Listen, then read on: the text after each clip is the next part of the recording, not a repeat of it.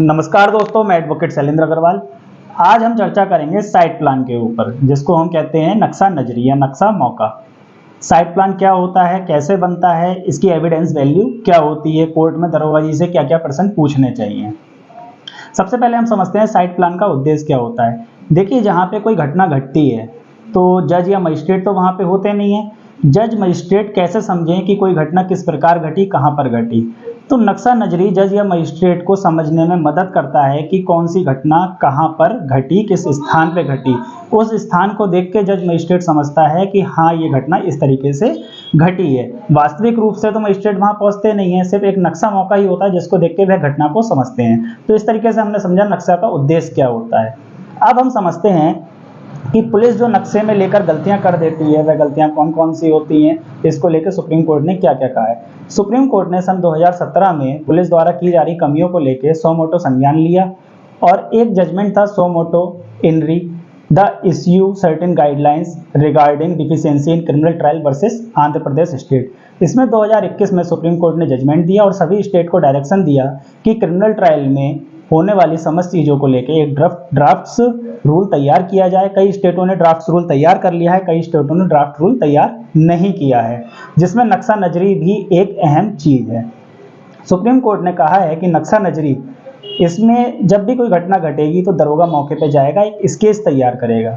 उस स्केच में दरोगा का काम है कि सब चीज़ें सही तरीके से दिखाए, सबकी किस स्थान की किस चीज़ से कितनी दूरी है ये भी दिखाए, मृतक कहाँ पड़ा है, हत्यारा कहाँ खड़ा था, बंदूक कहाँ पड़ी है, तलवार कहाँ पड़ी है, लाठी कहाँ पड़ी है, ये भी दिखाया जाए। किस जगह हत्या हुई है वह भी दिखाया जाए।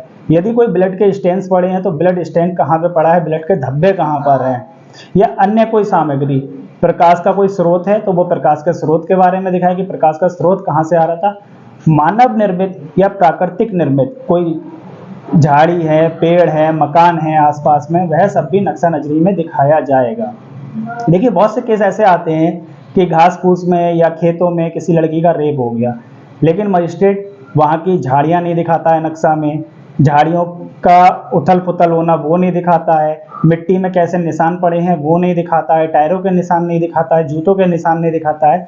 यहाँ बताया गया है कि दरोगा को या एसआई जो विवेचक होता है केस का, उसको ये सारे स्थान अपने नक्शे में दिखाना होंगे। साथ ही साथ ये बताया है कि अभियुक्त के आने का स्थान व अभियुक्त के जाने का स्थान दिखाया जाएगा और जितनी भी सामग्रियां मौके से बरामद होंगी, कौन सी चीज़ कहां से बरामद हुई है वह भी दिखाया जाएगा। जब कभी अभियुक्त कन्फेस करता है और कन्फेस करने के बाद बताता है कि फला वस्तु जिससे मैंने हत्या की थी वो यहाँ पड़ी है, तो उस स्थान का भी नक्शा बनाया जाएगा जहाँ से उस वस्तु को बरामद किया गया है। उसके आसपास की जितनी चीज़ें हैं उन सबको भी उस नक्शे में दिखाया जाएगा। इसके बाद विवेचक का काम है, विवेचक ने देखिए केवल एक स्केच तैयार किया, उसके बाद विवेचक का काम है कि राज्य सरकार द्वारा नियुक्त एक ड्राफ्ट्समैन को बुलाएगा।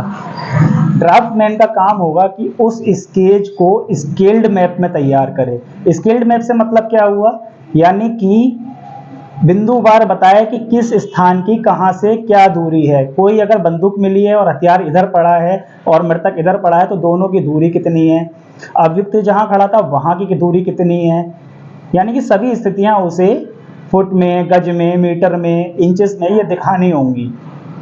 अब हम समझते हैं कि एविडेंस वैल्यू क्या होती है नक्शा नजरी की। देखिए, जब कभी पुलिस को इन्फॉर्म होती है कि कोई घटना घटी है, पुलिस जब मौके पे जाती है घटना स्थल पे, जो जो चीज़ें वह स्वयं देख के घटना स्थल बनाती है वो सेक्शन 60 में प्रत्यक्ष एविडेंस के रूप में पढ़ी जाएगी, उसको डायरेक्ट एविडेंस कहा जाएगा।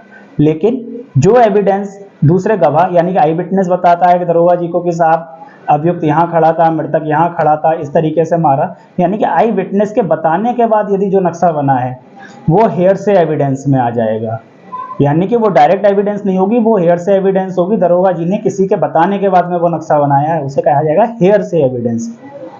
नक्शा नजरी रिलेवेंट कहाँ पे है, सेक्शन 9 एविडेंस एक्ट में नक्शा नजरी के बारे में बताया गया। नक्शा नजरी यानी कि घटना स्थल सेक्शन 9 में रिलेवेंट है। साथ ही साथ अब हम समझते हैं यदि हेयर से एविडेंस है तब उसको कैसे पढ़ा जाएगा।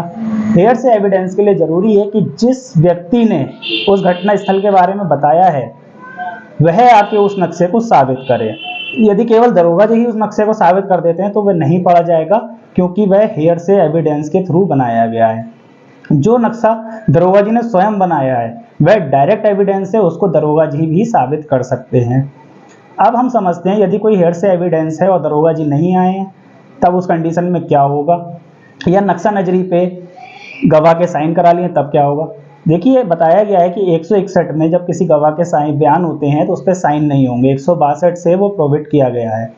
यानी कि अगर नक्शा नजरी पे किसी गवाह ने साइन कर दिए हैं तो वो इनएडमिसिबल हो जाएगी, वह पढ़े जाने योग्य नहीं है।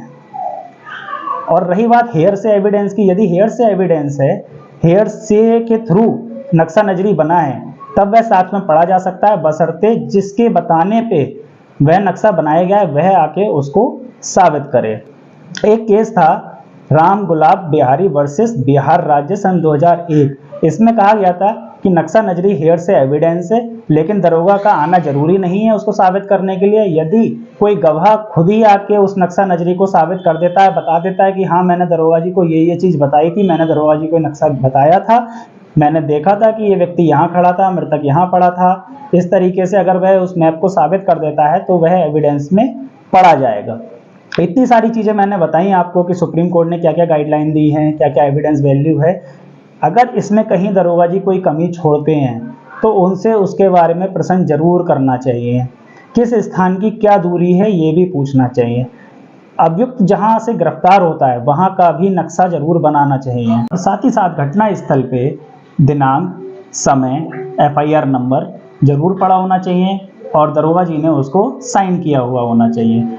यदि घटना स्थल के जो नक्शा मौका बनाया है उस पर दस्तखत नहीं है तो वो भी पढ़ने योग्य नहीं है। यदि उस पर दिनांक, समय और एफआईआर का नंबर नहीं है तो ये माना जाएगा कि पहले विवेचना शुरू हुई है, बाद में एफआईआर लिखी गई है। यदि किसी केस की विवेचना पहले शुरू हो जाती है तो उसको भी शक के घेरे में देखा जाता है कि क्या वजह थी कि इस केस की विवेचना पहले शुरू हो गई और एफआईआर बाद में लिखी गई है।